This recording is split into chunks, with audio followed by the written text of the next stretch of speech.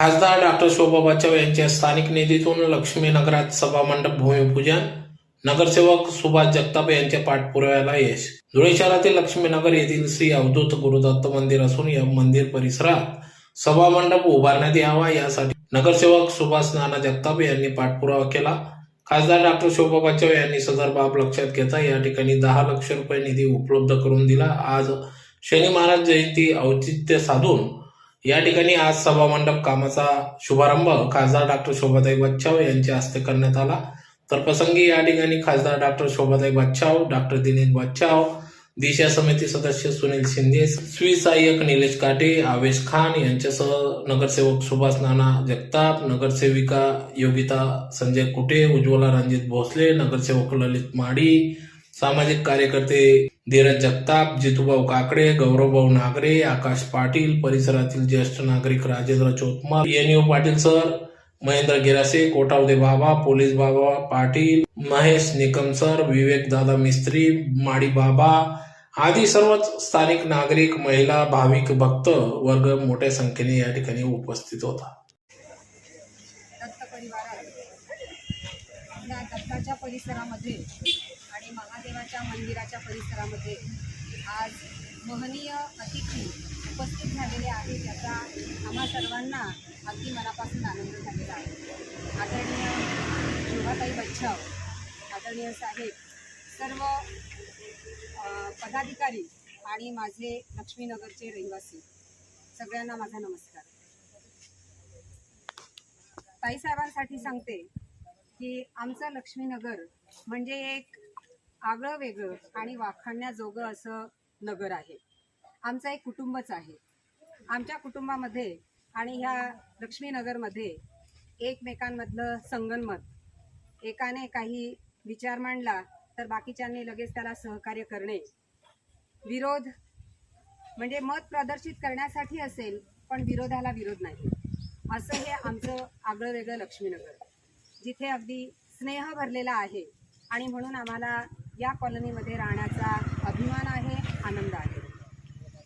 आम्ही महिला मंडळाने ठरवल्याप्रमाणे इथे महादेवाचं मंदिर व्हावं अशी इच्छा प्रदर्शित केली आमच्या नगरसेवकांकडे, आदरणीय जगताप साहेबांकडे, आणि त्यांनी लगेच होकार दिला.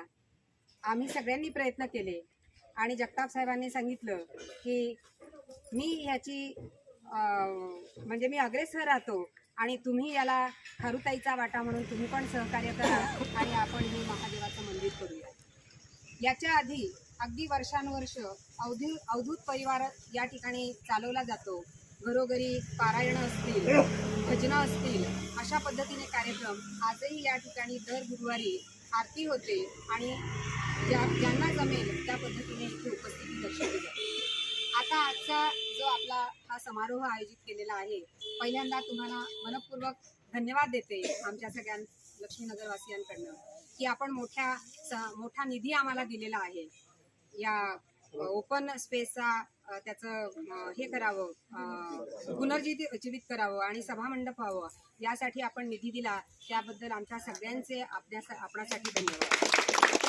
खासदार निधीमधून सभा मंडपाच्या कामाचं भूमिपूजन या ठिकाणी पार पडलेलं आहे आणि आपले नगरसेवक सन्मान्य जगताप साहेब, आपल्या नगरसेविका आणि आपण सगळ्यांनी या ठिकाणी मागणी केली होती आणि त्यानुसार ताईंनी आता जे काही सांगितलं तर हे सभामंडपाचं काम हे लवकरात लवकर पूर्ण होऊन आपल्याला या ठिकाणी निश्चितपणे श्री गुरुदत्त आणि आपण शंकर महादेव यांचं देखील मंदिर या ठिकाणी आपल्या माध्यमातून सुरू आहे.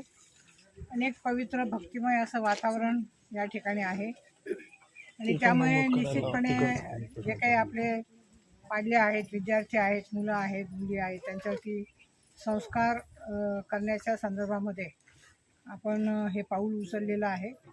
यामध्ये मला खूप आनंद वाटतो. आपण ज्या काही इतर मागण्या केलेल्या आहेत आपण निश्चित त्याचा विचार करू, परंतु खासदार निधीमधून हे 10 लाख रुपये मंजूर झालेले आहे. तर आपण हे काम होत असताना चांगल्या क्वालिटीचं आपण हे काम करून घ्या, त्यावर लक्ष ठेवा. आणि 2 वर्ष झाले खासदार निधी मधून आपल्या धुळ्यामध्ये विविध ठिकाणी रस्त्यांची कामं असतील, सभामंडप असेल, सामाजिक सभागृह असेल किंवा व्यायामशाळा, अभ्यासिका असे सुशोभीकरणाचे कामं अनेक ठिकाणी चालू आहे. केंद्र शासनाच्या माध्यमातून देखील जे काही हायवेज आहेत तर त्यांचं जे काही साईड रोड्स आहेत, त्याचप्रमाणे अनेक ठिकाणी उड्डाणपूल, अंडरपास याची देखील कामं सुरू आहेत. बायपास मंजूर करण्यात आलेला आहे. पिंपळगाव ते धुळे 6 लेनिंग देखील मंजूर झालेलं आहे. आणि धुळ्याच्या आरोग्याच्या दृष्टिकोनातून आनंदाची गोष्ट अशी की केंद्र शासनाच्या माध्यमातून आयुष हॉस्पिटल 50 बेडचं मंजूर झालेलं आहे. त्याच्यासाठी 15 कोटी निधी देखील मंजूर करण्यात आलेला आहे या बजेटमध्ये. त्या देखील कामाचा लवकरच शुभारंभ होईल. आणि केंद्राच्या माध्यमातून जे काही प्रोजेक्ट्स आहेत ते आणण्याच्या संदर्भामध्ये माझा प्रयत्न आहे. राज्य शासनाच्या माध्यमातून देखील पाठपुरावा करून मी बाकीची जी काही कामं आहेत धुळे शहराच्या सर्वांगीण विकासासाठी आणि धुळे लोकसभा मतदारसंघासाठी मी निश्चितपणे या ठिकाणी प्रयत्नशील आहे. आपण मला लोकसभेमध्ये चांगल्या पद्धतीने सहकार्य केलं, मतदान केलं, आपले आशीर्वाद मिळाले आणि धुळ्यात माझा जन्म झाल्यामुळे मला ही जन्मभूमीसाठी काही करण्याची संधी प्राप्त झाली. कारण कर्मभूमी ही नाशिक असल्यामुळे नाशिकमध्ये मी 15 वर्ष नगरसेविका, 3 वर्ष महापौर, आमदार आणि राज्यमंत्री म्हणून भरपूर कामं त्या ठिकाणी केली. तो अनुभव आहे आणि त्याच्यामुळे मला असं वाटतं की नाशिकसारखं धुळं देखील डेव्हलप व्हायला पाहिजे. त्या दृष्टिकोनातून आपले प्रयत्न आहेत. आणि आज शनी अमावस्या आहे, मोठा दिवस आहे. मी आपल्या सगळ्यांना शुभेच्छा देते आणि